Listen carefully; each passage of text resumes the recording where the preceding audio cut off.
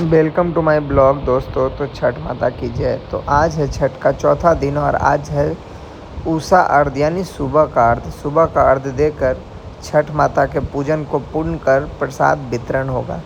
तो हम लोग निकल चुके हैं अपने घर से, वही कल की भांति आज छठ घाट जाने के लिए। तो बने रहिए, देखते हैं क्या क्या होता है। गाइस हम लोग सुबह ही निकल गए थे 2 बजे, तो फिर बहुत ही कम भीड़ था, तो हम लोग आसानी से देख रहे हैं बहुत ज़्यादा ट्रैफिक नहीं है। तो फिर आसानी से हम लोग घाट की ओर बढ़ते जा रहे थे और फिर ठंडी ठंडी हवा चल रही थी क्योंकि आज बारिश का मौसम कर दिया था, तो बहुत ठंड भी आ गई थी। तो फिर हम लोग जाते जा रहे थे अपने घाट की ओर। अब घाट पे पहुंच के गाड़ी पार्क कर दौरा लेकर के भैया निकल चुका था गंगा जी में प्रवेश करने के लिए। मम्मी लोग गीत गाते हुए बढ़ रही थी और फिर सब लोग जा रहे थे साथ में। बड़ा ही दृश्य अच्छा था। घाट पे बहुत कम लोग थे सुबह सुबह और एकदम ठंडी ठंडी हवा चल रही थी और इतना शांत वातावरण था, जैसे लग रहा है कि कोई भगवान का मंत्रोच्चारण हो रहा हो। दौरा को रख करके प्रभाकर पटाखा फोड़ने लगा और हम लोग सब इंजॉय करने लगे क्योंकि हम लोग के पास अभी 3-4 घंटे थे, क्योंकि गूगल में 5:55 में सुबह सूर्य निकलने का समय दिखा रहा था और हम लोग 2 बजे ही पहुंच गए थे। तो 3-4 घंटे मस्ती करने के लिए कुछ से कुछ हम लोग करने लगे ताकि हमारा टाइम पास हो जाए। अब मौसम बदलने को था। अब सूर्य भगवान के प्रतीक्षा में लोग जा रहे थे, गंगा जी में प्रवेश कर आराधना कर रहे थे ताकि अब आधे घंटे 1 घंटे में सूर्य निकलने वाला था। सब कुछ एडजस्ट हो गया था। देख रहे हैं कि छाट घाट पे अब भीड़ बढ़ने लगी थी, लोग ज़्यादा आ रहे थे, लेकिन उससे कोई दिक्कत नहीं। हमारा सीट पहले से लूटा हुआ था तो हमने अपनी जगह पहले बना रखी थी, तो हम लोगों को ज़्यादा परेशानी नहीं हुई। परेशानी हम लोगों के बाद जो आए उनको ही। हम लोग के साथ साथ बहुत सारे लोग थे, हज़ारों छठव्रती जो इंतज़ार कर रहे थे सूर्य भगवान के निकलने का। सबकी निगाहें बस एक ही चीज़ पे टिकी हुई थी कि कब सूर्य की लालिमा निकले और सूर्य की किरणें से प्रज्वलित हो और छठ माता के आशीर्वाद से ये छठ व्रत की जो 4 दिन से व्रत चल रहा उसकी समाप्ति हो। तो सब लोग बैठ करके अपने धूप दीप जला करके इंतज़ार कर रहे थे सूर्य भगवान के और गंगा जी में स्नान कर रहे थे। हम लोग भी अच्छे तरीके से स्नान किए और छोटे छोटे बच्चों को भी स्नान करवा रहे थे। बड़ा मज़ा आ रहा था देख करके। जय छठ माता। मम्मी मेरी वह इंतज़ार कर रहे थे, टुन्ना भैया भाभी सभी लोग छठ माता का इंतज़ार कर रहे थे कि सूर्य भगवान कब निकले और कब छठ का जो 4 दिन का अनव्रत जो उपवास करके भगवान का आराधना कर रहे हैं उसको समाप्त करें। आज की एक बड़ी दिलचस्प घटना है कि 5:55 में सूर्योदय का समय गूगल पे दिखा रहा था, लेकिन मोन्था तूफान एक भारत में आ गया था आज ही के दिन। तो इसकी वजह से सूर्य भगवान बहुत लेट कर रहे थे निकलने में। एकदम ठंड का मौसम हो गया था। मात्र ये घटना 20 घंटे पहले की। कैसा प्रकृति का नियम है और कैसा प्रभु की माया है, आप इससे भी समझ सकते हैं। लेकिन अब सूर्य निकलने को था, समय हो गया था। हम दोनों भाई भी गंगा जी में प्रवेश कर गए थे ताकि मम्मी को बेहतर तरीके से अर्घ दिलवा सके, शांति तरीके से, क्योंकि वो उपवास में थी तो बहुत परेशानियां होती है। फिर भी हम लोग इंजॉय कर रहे थे कि जल्दी से अब सूर्य भगवान निकले और कार्य। अब सूर्य भगवान निकल गए। मम्मी पूजा कर रही थी, भाभी उनके आंचल में कुछ कुछ लगा रही थी रोड़ी से, क्योंकि भाभी को इन सब चीज़ों का नॉलेज है तो अच्छे तरीके से बता रही थी। भैया भी मम्मी के साथ खड़ा था क्योंकि मम्मी उपवास पे थी, तो थोड़ा बहुत इनको मदद करने के लिए साथ में भैया खड़ा था ताकि इनको चक्कर ना आ जाए या फिर ये अस्वस्थ ना हो जाए। तो बहुत ही अच्छा लगता है ये छठ का पर्व।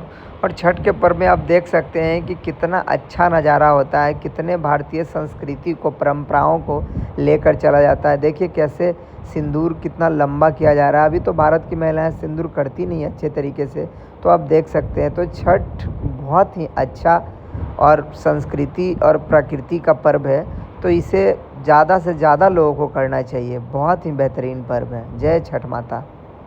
भैया अर्घ दिलवा रहा था मम्मी को पकड़ पकड़ के, ताकि मम्मी अच्छे से सूर्य भगवान की आराधना कर सके। अब हम सभी लोग सूर्य भगवान को जल अर्पित कर रहे थे। मम्मी अर्घ दे रही थी। 5 बार इसमें नियम होता है कि सूर्य भगवान को घूम घूम के जितने भी फल फलाड़ी प्रसाद को चढ़ाया जाता है तो उन भगवान को अर्पित किया जाता है। भैया भी जल दे रहा था, भाभी भी जल दे रही थी और हमारी नानी कितनी बुज़ुर्ग हैं लेकिन फिर भी इनका हौसला देखिए भगवान के प्रति कि ये भी इतने पानी में ठंड के दिनों में घुस करके और भगवान की आराधना कर रही थी। जय छठ माता, जय छठ माता। हम भी आ गए, हम भी जल देने लगे थोड़ा बहुत छठ माता की जय जयकारा लगाते हुए। हम सभी लोग अर्घ्य दे करके पूजा को संपन्न करके मम्मी बाहर आ गई थी। माता श्री सबको बता रही थी कि कैसे क्या करना है। भैया धूप जला रहा था, क्योंकि जो इस पूजा का नियम होता है कि हुमाद जो भी बचा हो उसे सारा जला दिया जाता है यहीं पे, और जितने भी लोग साथ आए होते हैं सब इसमें हुमाद डालते हैं और छठ माता से आराधना करते हैं कि हे छठ माता, सुख शांति दीजिए, जीवन में सफलता दीजिए। हम सभी लोग धूप जला रहे थे, उसमें हुमाद डाल रहे थे। हुमाद डाल करके मम्मी से सब लोग आशीर्वाद दे रहा था। यहाँ एक नियम है छठ का, मैं आप लोगों को बता दूं दोस्तों, कि जो छठ हमारे करने के दौरान माता श्री हमारी वस्त्र पहनती हैं, उस वस्त्र को नहाने के बाद भिगोकर उससे मुंह पोंछा जाता है, जिससे इंसान का स्वास्थ्य सही होता है और भगवान का आशीर्वाद मिलता है। सभी लोग एडजस्ट कर रहे थे और मम्मी भाभी को सिंदूर कर रही थी। सिंदूर लंबा किया जाता है क्योंकि ये छठ पर्व आपको पहले भी बता चुके हैं कि संस्कृति का पर्व है, जो भारत का जो प्राचीन संस्कृति है जो खोते जा रहा है उसका पर्व है। तो मम्मी भाभी को अच्छे तरीके से सिंदूर कर रही थी। अब हमारा छठ ख़त्म हो चुका था, हम सब लोग निकल चुके थे, क्योंकि गाइज़ ये आपको बता दूं कि छठ में जो दौरा होता है वो घर के सारे पुरुष लेके जाते हैं। तो देखिए ले जाने टाइम भैया लेके जा रहे हैं और आने टाइम हम लेके आए थे। तो फिर इसी तरह से हम सब लोग छठ माता को प्रणाम करके, मम्मी वहाँ पे कुछ सुरक्षा गार्ड लगे हुए थे, उनको प्रसाद दे रही थी, क्योंकि प्रसाद जितना ज़्यादा दूर तक पहुँचेगा उतना ज़्यादा यश की प्राप्ति होगी। तो यही छठ माता का तो नियम है और यही तो प्यार है, आपसी प्रेम भाईचारों का पर्व है। जय छठ माता। अब हम लोग गाड़ी में बैठ करके निकल रहे थे अपने घर की ओर। जय छठ माता, जय छठ माता। लीजिए गार्ड साहब।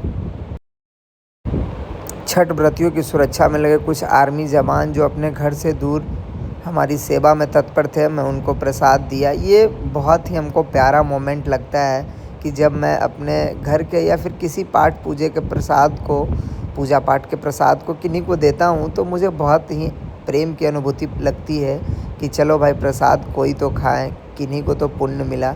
तो मैं हर जगह रुक रुक के जो भी गार्ड्स वगैरह या आर्मी वगैरह थे उनको प्रसाद दे रहा था छठ माता का, ताकि वो यश की प्राप्ति करें और उन्हों भी छठ की अनुभूति हो।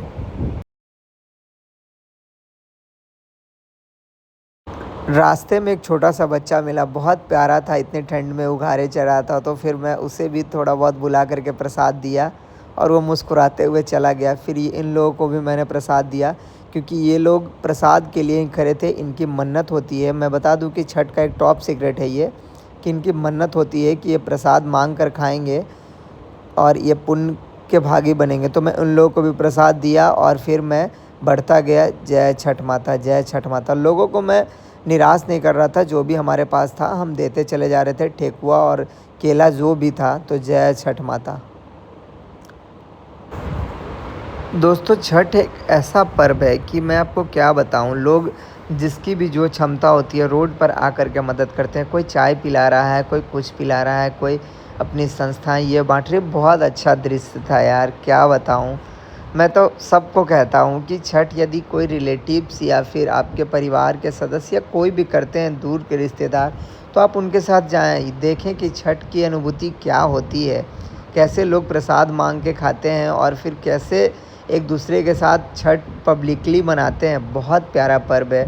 और कैसे उगते हुए सूर्य और डूबते हुए सूर्य को नमस्कार करते हैं। अब हम लोग घर पहुंच गए थे, मम्मी के पैर धो के घर में एंट्री। जय छठ माता।